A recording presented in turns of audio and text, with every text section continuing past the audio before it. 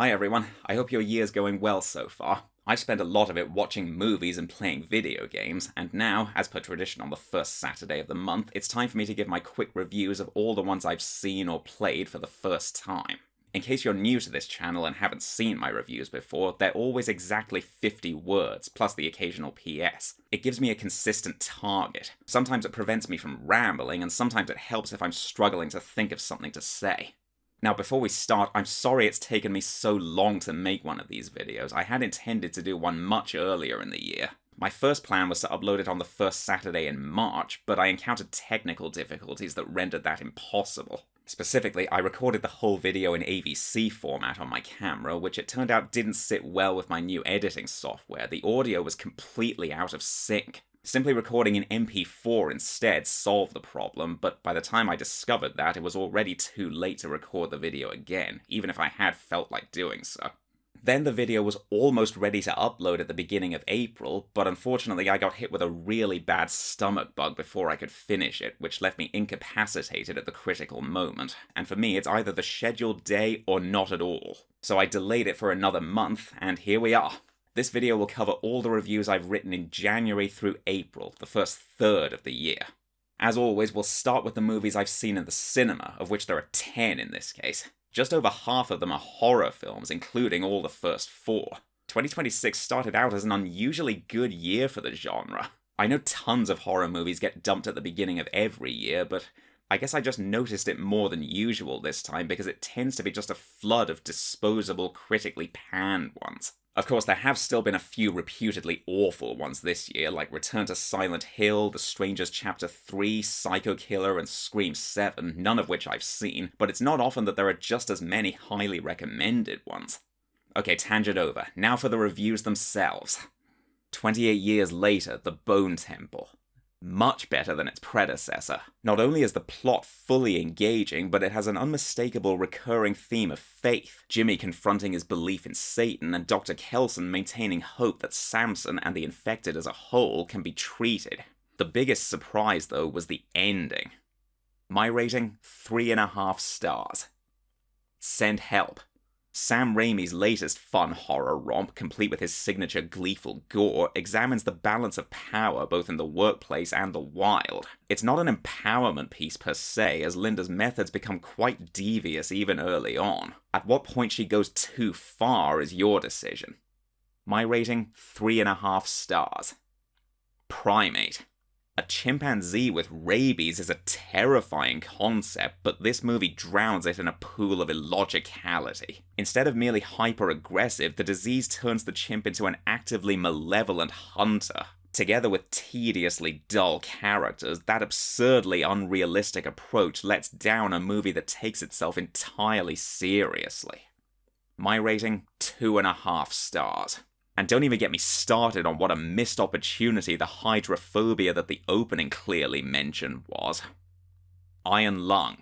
Markiplier's directorial debut is a decent adaptation of the video game, sharing its confined setting and at one point explaining how the camera works. It leans into the psychological horror, with the cinematography reflecting the convict's mental state, although the trip is too vague and erratic to be truly compelling. My rating? 3 stars. The main thing keeping it from a higher rating is that the voices were often completely drowned out by all the other sounds, although I'm not sure if that's a legitimate problem with the sound mixing or if it was just at my screening. Hoppers.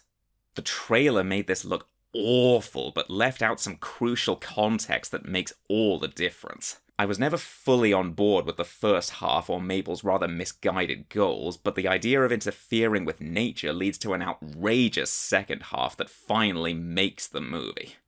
My rating? 3 stars, although I can easily see that climbing higher in the future. Like I said, I hated what I saw in the trailer so much that I guess that dread hasn't quite left my system yet. Project Hail Mary. A terrific sci-fi outing that cements Andy Weir and Drew Goddard as a winning combination. First it unfolds like a mystery as Ryland Grace pieces together what happened to him, then it becomes an innovative take on First Contact. Both halves are smart, compelling, and emotional, complete with amazing music. My rating? 4 stars. Ready or Not 2, here I come.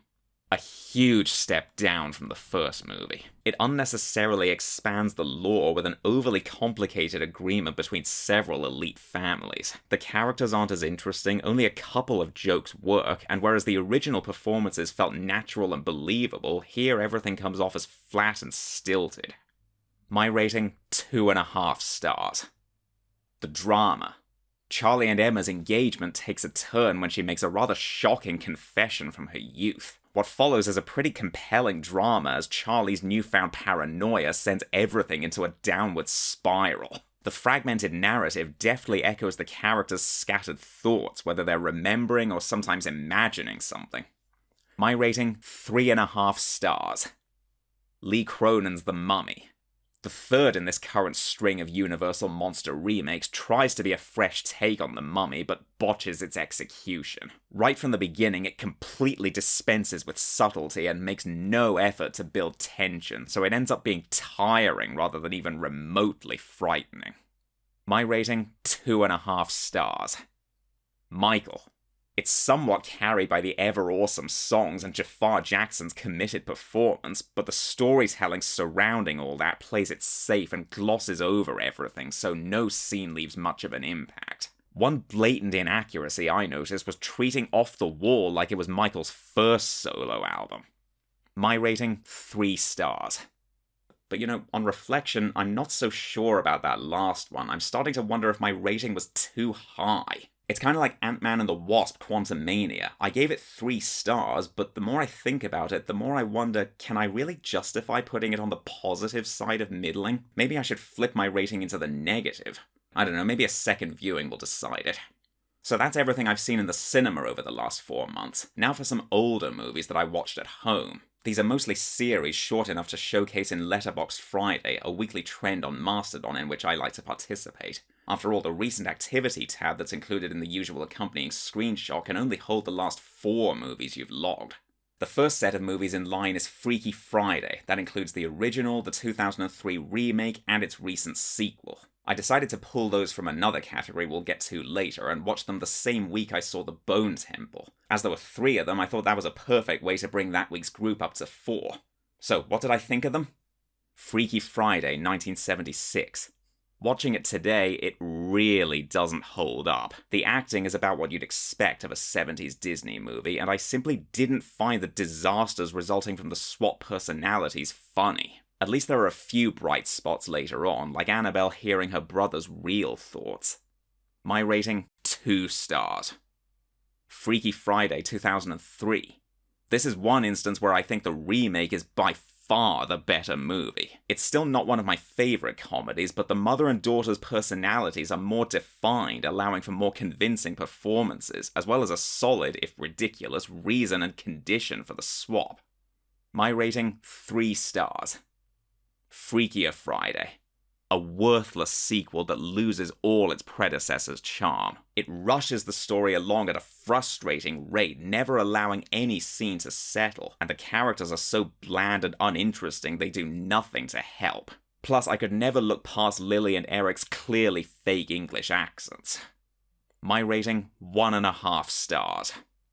By the way, did you know that there are actually 2 other remakes of Freaky Friday? They were both TV movies, one in 1995 and another in 2018. But of course the Lindsay Lohan and Jamie Lee Curtis version is the most famous, and at this point the only remake I cared about. Anyway, the next series is The Crow. Now, I've already reviewed the first movie in an earlier video, and my opinion is basically unchanged since then, so let's move straight on to the 3 sequels and the 2024 reboot. The Crow: City of Angels. A dull sequel and a stale rehash of the original premise. It looks much cheaper than the first movie, with some sickening shaky cam and shoddy effects. The visual style is full of coloured lighting like pastels, perhaps intended to resemble a comic book, but another downgrade from its predecessor. My rating, 2 stars. The Crow: Salvation. It's slightly less dull than Film 2. The idea of a falsely accused man being resurrected to find the real murderers is a nice variation, but still underwhelming. It seems every Crow has to adopt the original verbose, cocky persona, no matter how little sense it makes for the character. My rating, 2 stars. The Crow: Wicked Prayer. From a technical standpoint, everything is awful. The acting, the pacing, the editing choices, everything.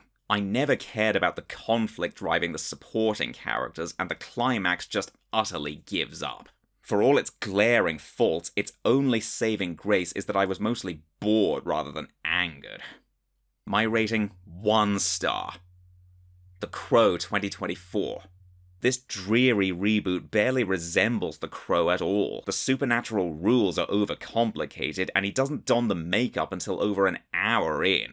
But even putting that aside, it's a grisly movie with multiple suicide references, and I suspect its depiction of mental health issues is wildly irresponsible.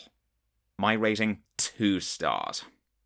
Now for a few miscellaneous DC animated movies. Among them is Batman Ninja vs. Yakuza League, the sequel to 2018's Batman Ninja, which I did watch again first to refresh my memory. While I don't hate it as much as I did the first time, I'd still definitely call it bad. With that said, Batman Ninja vs. Yakuza League. While still not good, it's much better than the first movie. The Yakuza-centered alternate world is quite interesting, and the different animation styles have a clear purpose this time. However, when the mastermind is revealed, his motivation's rather weak, and pet peeve, like Batman Begins, they pronounce his name wrong. My rating, 2.5 stars. Aztec Batman, Clash of Empires. Not a bad reinterpretation in theory, but the result is incredibly dull. The animation looks cheap, the plot beats are just as lackluster, and the rushed pacing somehow makes it feel much longer than it is. The reinterpretations of some Batman villains are just plain bizarre, particularly Hernan Cortez's transformation. My rating, 2 stars.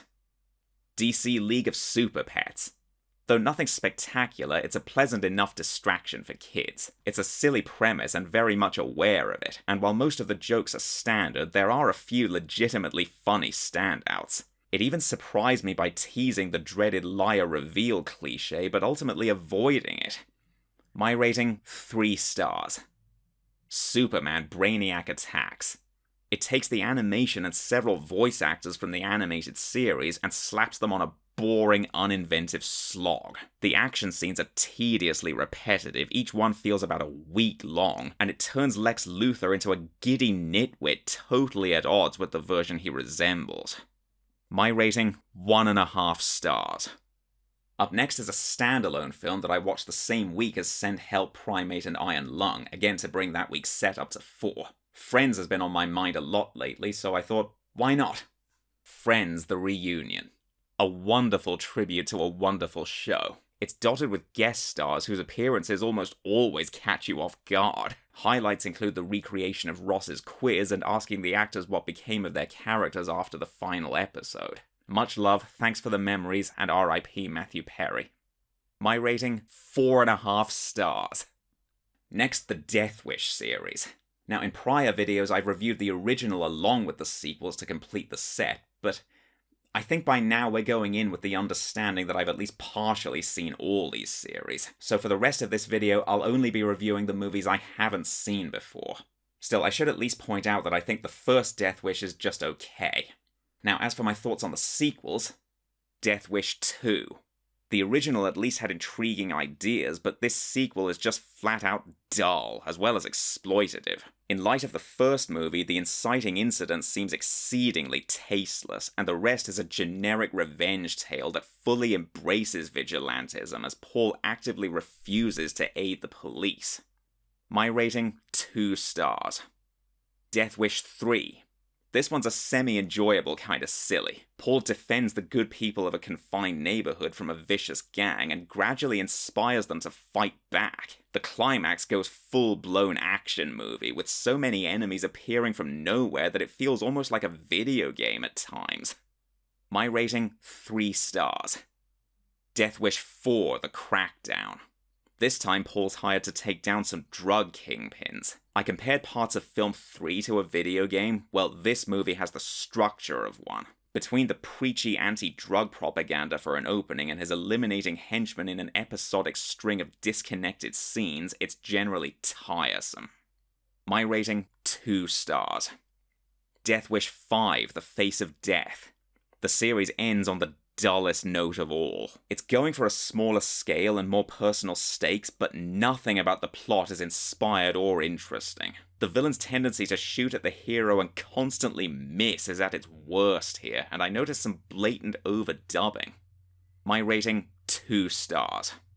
For the record, I have also seen the 2018 remake with Bruce Willis. That one gets 2.5 stars from me, another mediocre movie. Following that, we have the Dirty Harry series. Naturally, I've seen the first movie before, I already knew I loved it, but this was my first time seeing any of the sequels. Magnum Force. It gets off to a promising start and ends with a brilliant climax involving Harry forced to survive unarmed, but the middle lacks cohesion and never finds its footing. The killer traffic cop pushes Harry's maverick beliefs to the extreme, but his identity is extremely guessable long before the reveal. My rating, 3 stars. The Enforcer. The plot may be basic, but it's much more cohesive than Magnum Force, which makes for a more entertaining movie, though still far inferior to the original. It overtly reflects the political climate of the time, just enough to acknowledge issues like sexism and racism, but not dwell on them. My rating, 3.5 stars. Sudden Impact. The only film in the series to be directed by Clint Eastwood is another good one. Both Harry's murder investigation and Jennifer's rape revenge quest put them on the same trail, and you wonder how they'll ultimately clash. There's quite a bit of filler, logical and believable though it is. My rating, 3.5 stars. The Deadpool. The series ends on an inordinately silly note. The car chase involving an explosive toy car is so surreal you can't help but laugh. Its commentary on the media is nothing groundbreaking and potentially even ill-informed protesting, but the movie overall is somehow no less enjoyable than the last two. My rating, 3.5 stars. Next are 4 live-action Disney sequels. If you're curious about my thoughts on their predecessors, I give the first George of the Jungle 3.5 stars. I think it's good. Hocus Pocus gets 2 stars. Not a fan, I'm afraid. Maleficent is also 2 stars, and the 1996 101 Dalmatians gets 2.5. Now, here are my reviews of the sequels. George of the Jungle 2. A cheap, terrible sequel in every respect. The CGI is atrocious, only a couple of actors return, every plot beat is utterly cliched, and instead of having fun with kids like the first movie did, this one sardonically talks down to them. The only positive is that it's mercifully short. My rating, 1 star. Hocus Pocus 2. I didn't like the first movie either, but this sequel disappoints for different reasons. It's more underwhelming than annoying. There are several unwelcome retcons, it tries to have its cake and eat it regarding the villains being simply misunderstood, and how do the witches suddenly know one way or another? My rating, 2 stars. Maleficent, Mistress of Evil. It's only slightly better than the first movie. It's at least easier to appreciate as its own thing, but every plot beat is so bog standard that the supposedly emotional moments fall completely flat. When Maleficent's exploring the Dark Fae Cavern, it somehow looks like a scene straight out of Avatar. My rating, 2 stars. 102 Dalmatians. It ramps up the comedy much more than the first movie, but none of it works and it just becomes annoying. I'm not sure what's worse, the jokes themselves, the trite story, the exaggerated camera work, the talking parrot escalating the animal's sapience, or the moments that blatantly defy common sense. My rating, 1.5 stars. At this point, we briefly interject another standalone film, or rather a short mini-series, that I just wanted to include in the set one week. Battle Angel Alita, aka just Battle Angel, aka Gunnm. This 2-episode OVA is, I suspect, an extremely condensed adaptation of the manga. It rushes through the story at breakneck speed, just enough to convey the basic idea, but not leave an emotional impact. Still, even if the rushed pacing renders the characters not overly engaging, the world itself is. My rating, 3 stars.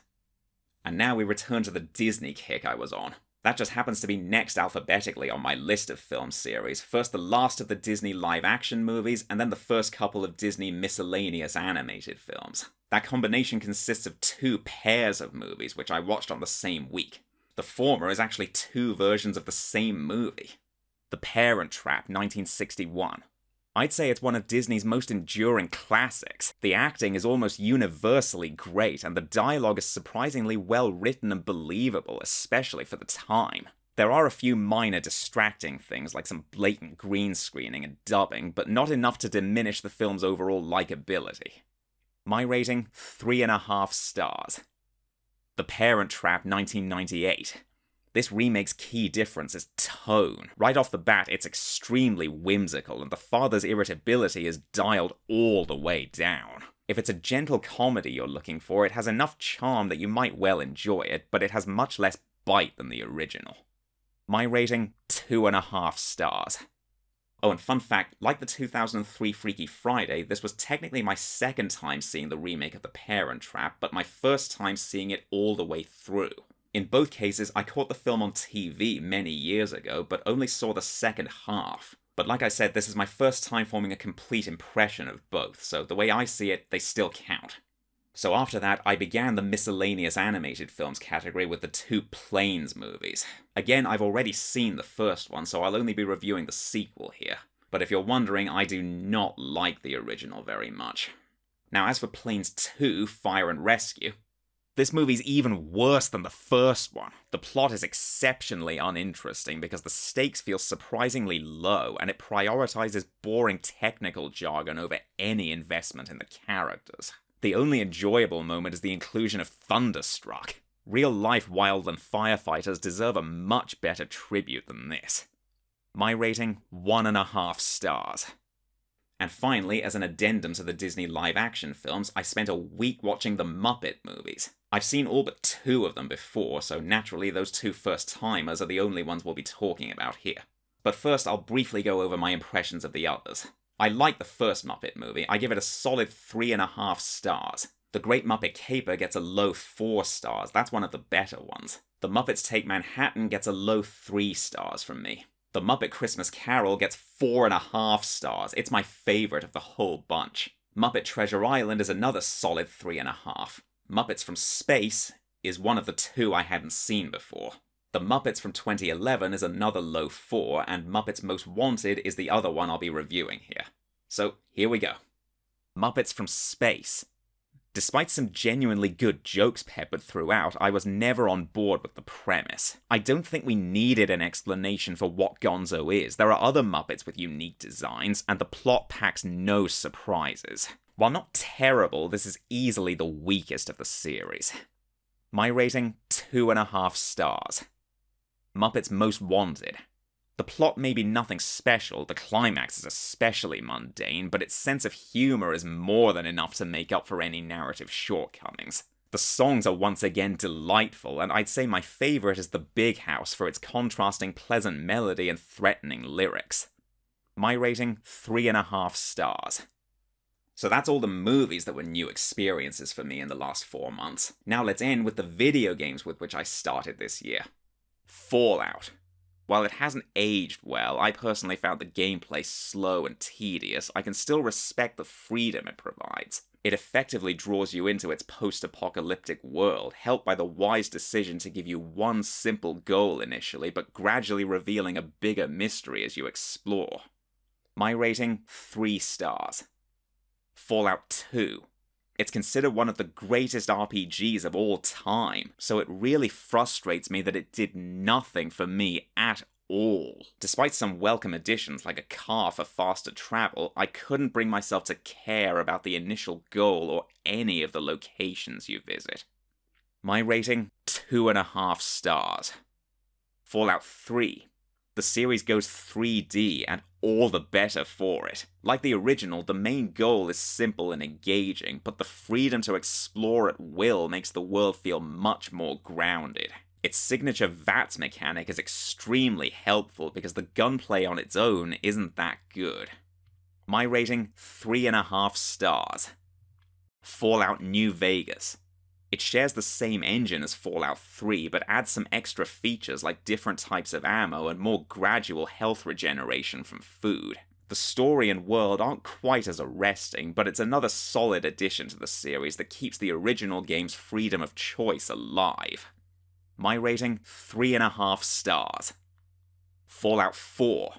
Talk about a hard-hitting opening. The rest doesn't quite measure up. The visual style and several familiar mechanics are changed, not necessarily for the better, and it's easier than ever to get sidetracked by continuous missions for the various factions. It's still good, but definitely inferior to the previous two. My rating, 3.5 stars. Phalanx. Baffling cover art aside, it's a decent 2D shooter. Nothing special and not as invigorating as classics like Gradius, but fun. It's also an impressive showcase of the Super Nintendo's graphical capabilities, particularly the background depth in the deep core, although there is the occasional lag due to screen clutter. My rating, 3.5 stars. Shadow Warrior, the original. It uses the same engine as Duke Nukem 3D, plus the same trope of a wisecracking protagonist. It's a fairly standard FPS, the gameplay is unremarkable but enjoyable, but Lo Wang truly sustains it. For as racist a creation as he is, he's still extremely likable in his gleeful, jokey nature. My rating, 3.5 stars. Viewtiful Joe. It's a pretty fun beat-em-up where your special moves include the ability to slow down time to prepare for enemies' attacks and deflect them where appropriate. I love the artistic details that emphasize its movie setting, from the bosses looking like costumes to some locations consisting of obvious cardboard cutouts. My rating, 3.5 stars. Clannad.